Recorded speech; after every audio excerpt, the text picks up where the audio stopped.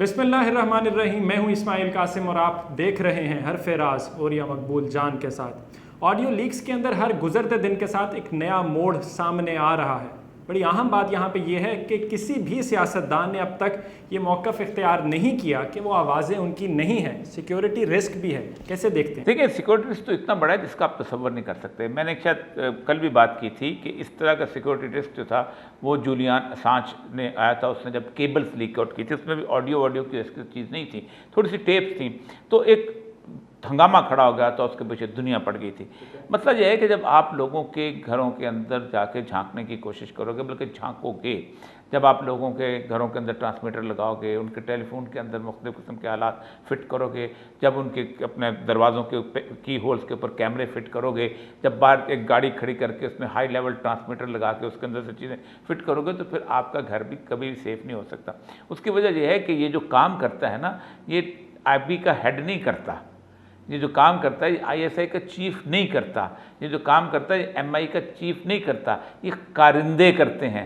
और कारिंदे पूरे मुल्क में फैले होते हैं, और बड़े मुल्क में जो फैले होते हैं उनके पास ये सारे आलात मौजूद होते हैं, और उनका किसी वक्त भी किसी लम्हे जो है ईमान जो है वो ख़त्म हो सकता है। और फिर जब आप ये समझोगे कि मैंने अपना उसके अंदर वज़ीर-ए-आज़म हाउस के अंदर मैंने कुछ चीज़ें भेजनी है, या मैंने अपने सबॉर्डिनेट्स के कुछ लोगों के अंदर देखना है, या मैंने मुखालफिन की टेपें करनी है ताकि आपको किसी तरह ब्लैकमेल कर सकूं, तो फिर ये एक रास्ता खुल जाता है। अब रास्ता खुल गया। असल मतलब ये है कि कल हमने इस पर बात कर ली थी, ये सिक्योरिटी रिस्क बहुत बड़ा सिक्योरिटी रिस्क तो है ही है। ज़ाहिर बात है, अब उसमें इंटरनेशनल किस्म की गुफ्तगू भी हुई होगी, उसमें हमारी सिक्योरिटी मामला पर भी गुफ्तगू हुई होगी। एक असल मामला ये है कि क्या पाकिस्तान के इस वक्त जो वहाँ पर रियासत का बिजनेस हो रहा है, वो बिजनेस में किस किस्म का हो रहा है?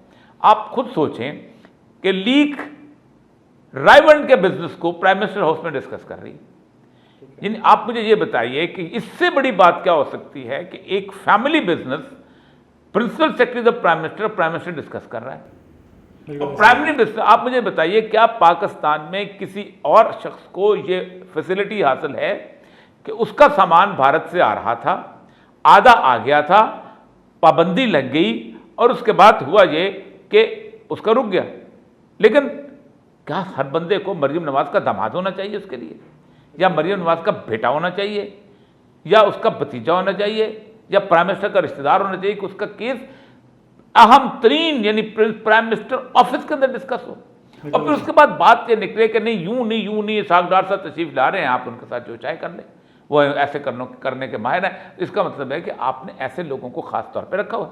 फिर पूरे का पूरा रियासत ये बताती है कि आइन, कानून, उसूल, मायारात, इवन सियासी पार्टी की भी कोई हैसियत नहीं। 4 या 5 बंदे बिठाओ और सियासी पार्टी को आप डिफाइन करो, इतने लोगों को हम निकाल देंगे, इतने लोगों का सेवा मंजूर कर लेंगे, इतने को रहने देंगे।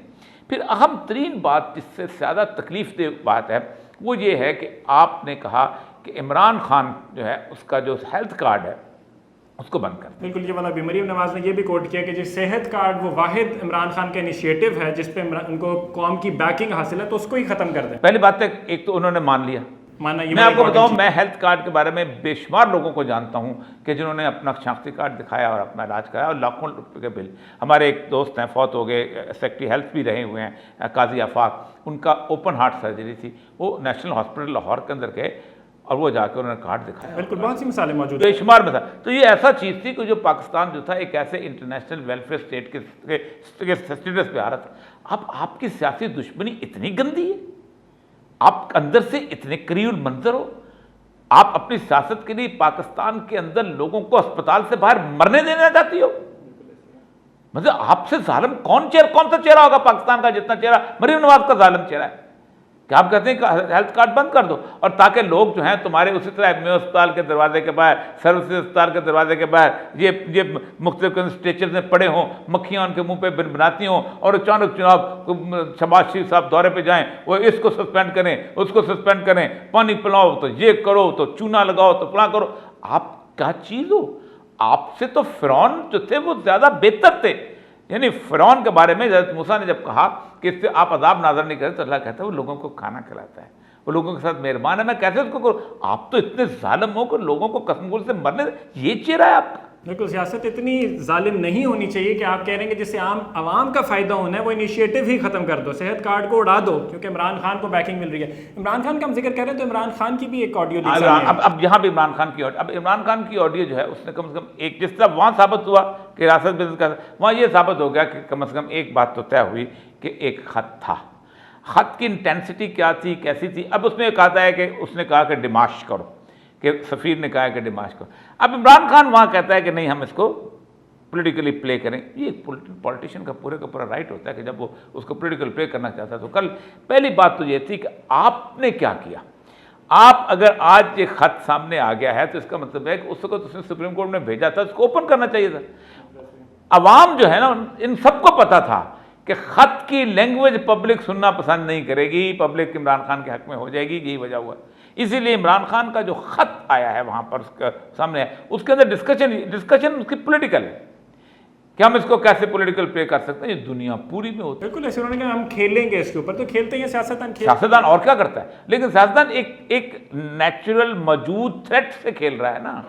अच्छा, उसमें एक और बात है कि इमरान खान ने उसको बड़ा रूटीन में लिया। सबसे पहले अमूमन रूटीन में लिया जाता है, लेकिन जब उसके साथ उसको अंदाज़ा हुआ कि गवर्नमेंट तो रजीम चेंज हो रही है, तो देन ये रियलाइज कि ख़त तो वाकई ठीक था।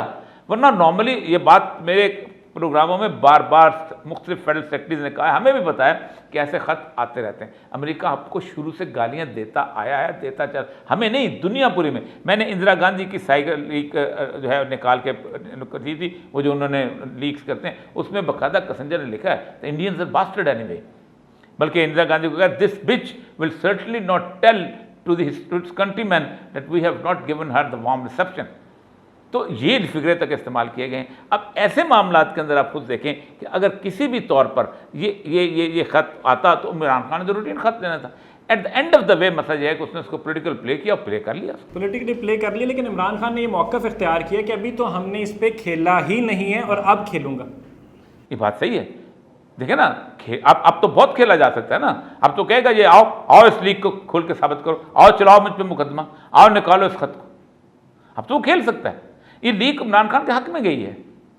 देखिए, लीग्स का ओवरऑल ये नहीं फ़ायदा अगर जो हम देख रहे हैं तो वो इमरान खान को ज़्यादा हो रहा है। सिक्योरिटी रिस्क की हमने डिस्कशन तो बहुत ज़्यादा है। सिक्योरिटी इजलास भी बुला लिए, अभी इजलास हुआ है। अभी देखिए क्या कोई नतीजा पता नहीं निकलता है कि नहीं निकलता है, जारी इजलास है।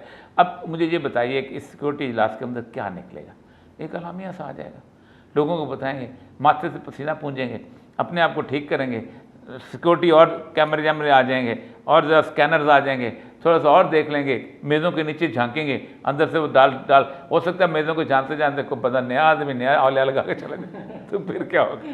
ये भी हो सकता है, पॉसिबिलिटी तो है कि लगाते लगाते कोई और ही ना लगाते, क्योंकि पता नहीं है कौन लगा रहा है, कहाँ से रिकॉर्डिंग हो रही है, इसके बारे में अभी तक कुछ नहीं कह सकते। लेकिन एक जो बड़ी इंपॉर्टेंट चीज़ है, हैकर ने तो क्या सिर्फ सियासतदानों की मेरे पास ऑडियो टेप्स नहीं हैं, बहुत सी और अहम शख्सियात की टेप्स भी हैं, कुछ और सामने आ सकता है। बहुत ज़्यादा हमारी भी इतलात सही हैं, ब्यूरोक्रेट्स की भी हैं, प्राइम मिनिस्टर और के विजिटर्स बहुत ज़्यादा हैं, बैंकर्स हैं, ताजर हैं, ख़वातीन हैं बहुत सारी। चलिए देखते हैं इसके ऊपर कि बाकी क्या डिबेट होती है। अभी सिक्योरिटी इजलास जारी है और उसका जो भी रिजल्ट आएगा, जब तक आप ये मेरा ख्याल है वीडियो देख रहे होंगे तब तक आ चुका होगा रिजल्ट, हम शेयर करेंगे वो भी आपके साथ। फॉर नाउ इस सेगमेंट के अंदर इतना ही, अगले सेगमेंट में मिलते हैं। स्टे ट्यून्ड विद अस।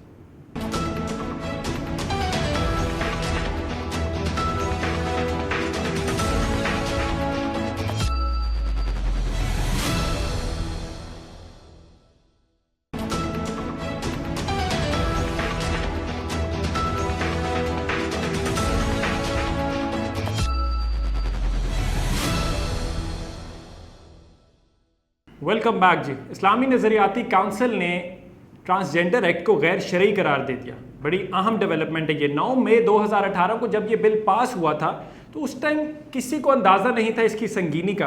और ये सब मुझे बताइए, आपको कब एहसास हुआ इसकी संगीनी का? देखिए, ये तो 2017 से लगे हुए थे, बल्कि जब से मुशर्रफ आया उस वक्त से ये ह्यूमन राइट एक्टिविस्ट जो थे और ये दूसरे लोग जो थे ये इस मामले में लगे हुए थे।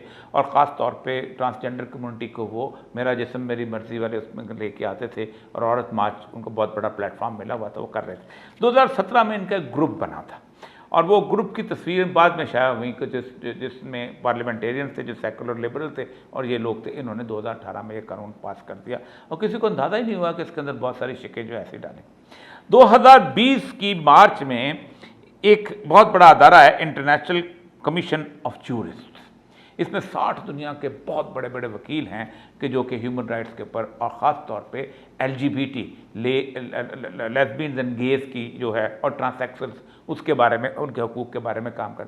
उसने बाकायदा 2020 मार्च में पाकिस्तान को अप्रिशिएट करते हुए रिपोर्ट तैयार की और उन्होंने कहा, ये मैं रिपोर्ट पढ़ देता हूँ, despite it's limitations, the Transgender Persons Protection Right Act 2018 is an affirmative federal law that allows for self-identification as the basis of legal gender recognition। कि बाद लिमिटेशन के पाकिस्तान के अंदर ये जो कानून बन गया है, ये बहुत बड़ी काम है कि जो कि ट्रांसजेंडर के लिए किया गया। This is crucial progressive improvement in the legal status of transgender people in Pakistan इस रेगनाइज। ये जो ट्रांसजेंडर कहते हैं वो मुकम्मल मर्द जो अपनी इंक्लिनेशन की वजह से, अपने ख्यालात की वजह से औरत बनने की कोशिश करता है, या वो मुकम्मल औरत जो अपनी इंक्लिनेशन और ख्यालात की वजह से और अपनी नफ्सियाती मिसाल की वजह से मर्द बनने की कोशिश करता है। Based on this provision, transgender persons have the right to have all their official documents changed and reissued in line with the self identified gender. ठीक कि उनको ये हक मिल गया है कि अपने सेल्फ, जैसे वो कहेंगे उस हिसाब से, विच मेक्स दिस एक्ट, इस कानून को, one of the most far reaching in the region if not in the world over. यानी दुनिया के अंदर अगर तो नहीं तो कम से कम इस पूरे रीजन के अंदर हम जिन्स परस्तों के लिए इससे बड़ा कानून कोई नहीं है। बिल्कुल ऐसे। ये मेरी रिपोर्ट नहीं है। अच्छा, इसको जब हमने पढ़ा तो हमने चौंक गए कि ये हो क्या गया। फिर कानून निकाल के पढ़ा गया। कानून निकाल के जब पढ़ा गया तो रास्ता क्या था, कोई रेमेडी, कोई और चीज़, चीकमदार मचा, सब कुछ हुआ। मैंने तो कॉलम लिखे, उसके बाद मैंने अपना प्रोग्राम किए। लेकिन उसके बाद फिर हम शरई अदालत में चले गए। शरई अदालत के अंदर चले गए। फिर बहस शरई अदालत के अंदर आप अंदाज़ा करें कि उस वक़्त इन्होंने इस कानून को पास करते हुए जो सेनेट की प्रोसीडिंग रखी हुई, उसके अंदर लिखा हुआ था कि ये हमने इस्लामी नज़रियाती कौंसिल से पूछ लिया। अच्छा, इंटरेस्टिंग। अब इस्लामी नज़रियाती कौंसिल के ऊपर मैंने कॉलम लिख दिया। उस पर क़िबला अयाज जो हैं नज़रियाती कौंसिल के जो सरबराह हैं, उन्होंने मुझे ख़त लिखा कि हमें कुछ सिखाया कुछ गया था, पेश कुछ गया है, ये हमसे नहीं पूछा गया, और कोई और बिल डिस्कस हुआ था, ये बिल कम से कम उस मीटिंग में डिस्कस नहीं हुआ। वो मैंने जब कोर्ट में पेश किया तो हमने, कोर्ट तो घबरा गई कि ये क्या हो गया, इसका इतना बड़ा झूठ, और पार्लियामेंट के लेवल पे, और ऐसा बिल जिसको सारे के सारे यूनानिमसली सिलेक्ट पास करते हैं। उसके बाद कोर्ट ने उनको कहा कि आप इस पर राय दें। इस्लामी नज़रियाती कौंसिल ने उसको 3 दिन पहले राय दी थी, उसको भी हमारे प्रेस ने छुपाया हुआ था।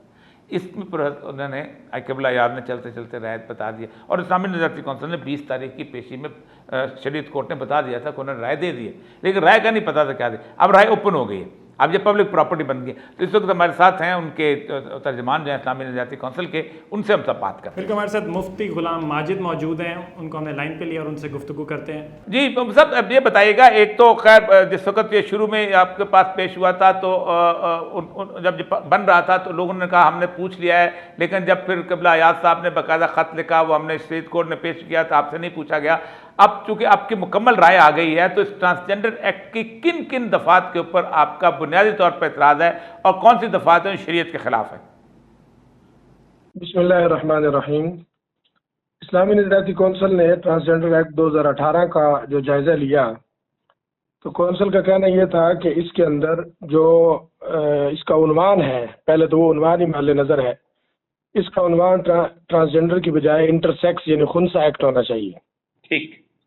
इसके अलावा जो इस एक्ट की दफ़ा 2E है जिसमें सिनफी इजहार की बात की है, 2F है जिसमें सिनफी शनाख्त की बात की है, इसी तरह 2N है जिसमें ट्रांसजेंडर की तारीफ की गई है, और दफ़ा 3 है जिसमें सेल्फ परसीव्ड आइडेंटिटी की बात की गई है, और इसी तरह दफ़ा 7 जिसमें विरासत की बात की गई है। ये सारी खिलाफ इस्लाम है और कुरान सुन्नत के खिलाफ है। ठीक। सिनफी इजहार और सिनफी शनाख्त की जो इस्तिलाहत है, असल में यही वो जोहरी बुनियादें हैं जिनकी वजह से मफासिद का दरवाज़ा खुलता है। ठीक। इन दफात के तहत हर फर्द को अपनी मर्जी की शनाख्त की इजाज़त दे दी गई है। इसी से फिर जिनसी तब्दीली की राह हमवार होती है। ठीक। और ट्रांसजेंडर की जो तारीफ है वो इसलिए काबिल एतराज़ है कि उसकी वजह से खसी करने के अमल की कुछ न कुछ इजाज़त निकलती है। ठीक। और जिन्स को अब तब्दील करने की कहीं ना कहीं से इजाज़त हासिल होती है। ठीक। अब इसी का नतीजा होता है कि इसमें तब्दीली जिन्स और खसी और फिर ये जो ट्रांसजेंडर की तारीफ है उसके मुताबिक लतीफ़ा ये बनता है सर कि ट्रांसजेंडर मैन असल में वो औरत होती है, ठीक, और ट्रांसजेंडर वुमेन ये मर्द होता है, ठीक, जिनके जज्बात और एहसासात दूसरे होते हैं। ठीक, अब नतीजा ये निकलता है कि दफ़ा 7 के तहत जो विरासत दी गई है ठीक, वो ट्रांसजेंडर मैन को मैन वाली दी गई है, हालांकि वो औरत है, ठीक, और ट्रांसजेंडर वुमेन को वुमेन वाली दी गई है, हालांकि वो तो मर्द है। ठीक, तो विरासत मर्द की औरत को, औरत की मर्द को, इस तरह का मसला हो गया। ठीक, ठीक है। फिर एक और अहम बात सर, अगर आप कहें इजाजत दें तो, जी बिस्मिल्लाह। तब्दीली जीन्स की जो ये सूरत बनी है और इसके नतीजे में सिर्फ दफ़ा 3 जो है वो बहुत ज्यादा काबिल एतराज है। दफ़ा 3 को अगर आप पढ़ते चले जाए जी हाँ, तो उसमें किसी भी सरकारी रिकॉर्ड में महज बंदे के अपने कहने पर उसका रिकॉर्ड तब्दील कर दिया जाएगा। ठीक, अब मर्द अपने आप को औरत लिखवा लेगा, औरत अपने आप को मर्द लिखवा लेगी। अब मिसाल के तौर पर आप यूं फर्ज कर लें कि 2 मर्द हैं, वो आपस में मोहब्बत करते हैं, तो एक जाके अपने आप को औरत लिखवा लेगा, होंगे वो दोनों मर्द, तो दोनों आपस में शादी कर लेंगे। अस्तगफुरुल्लाह। इस तरह हम जिन्स परस्ती और हम जिन्स शादियों का रिवाज जो है वो बहुत आसान हो गया है और बढ़ता जाएगा। मुफ्ती साहब बताइए, मुआशरती मसाइल आपके ख्याल में किस हद तक यहाँ से बढ़ सकते हैं, कौन कौन से पैदा हो सकते हैं? इसमें सर बहुत सारे माशरती मसाइल हैं। यानी एक तो खानदान के लिए बहुत बड़ा मसला खड़ा हो गया, वालदैन के लिए, कि वालदैन ने अपना बेटा पैदा किया, उनके यहाँ बेटा है, वो कुछ दिनों बाद कहता फिरेगा मैं तो बेटा नहीं हूँ, मैं बेटी हूँ। ठीक है, वो कहेंगे हमने, हमारे यहाँ बेटी है, ये कहेगा बेटी नहीं, मैं तो बेटा हूँ, मैं मर्द हूँ। इसी तरीके से जो है ना, खसी करने का जो अमल है, ये इस्लाम में बहुत इसके ऊपर सख्त वहीद है, ला इख्सा फिल इस्लाम, ठीक, बहुत सख्ती से इसके ऊपर वहीद वारिद हुई है। इस्लाम में इसकी बिल्कुल इजाज़त नहीं है, लेकिन ये कानून उसको बिल्कुल इजाज़त दे रहा है। जी बहुत बहुत शुक्रिया आज मुस्तफ़ा, बहुत बहुत शुक्रिया, आप हमारे साथ थे। ये है असल सूरत हाल जो हमने पहले भी कहा था और 2 साल से हम लड़ रहे हैं। अब मसला सर ये है कि एक बिल जो है वहाँ सेंटर मुश्ताक साहब ने पेश किया है। इस वक्त पाकिस्तान की तमाम पार्टियों को शीयत कोर्ट के फैसले का भी इंतजार नहीं करना चाहिए। इस्लामी निजाती कौंसिल का फैसला आ गया है, अभी फ़ौरन उसको उस बिल को अमेंड करने दें। सबसे पहली बात, इसका नाम ट्रांसजेंडर एक्ट के बजाय ख्वाजा शराब प्रोटेक्शन एक्ट होना चाहिए, ताकि कोई इसके अंदर घुस ना सके, कोई और घुस ना सके इसके अंदर। और ख्वाजा शराब प्रोटेक्शन एक्ट के बाद अगर सिंपल मेडिकल एग्जामिनेशन जो कि एक बेसिक रिक्वायरमेंट है वो करवा ली जाए तो बहुत से मामलात हैं जिनसे बचा जा सकेगा। शरई तौर पर भी गैर इस्लामिक करार दे दिया गया। इस्लामी नज़रियाती काउंसिल, उनके तर्जुमान की गुफ्तगू भी आपने सुनी। उसके अलावा मुआशरती मसाइल जो इससे जन्म लेंगे वो भी आपने सबने सुने। For now this is it, this is me Ismail Qasim signing out. Until next time, stay tuned जी, अल्लाह हाफ़िज़।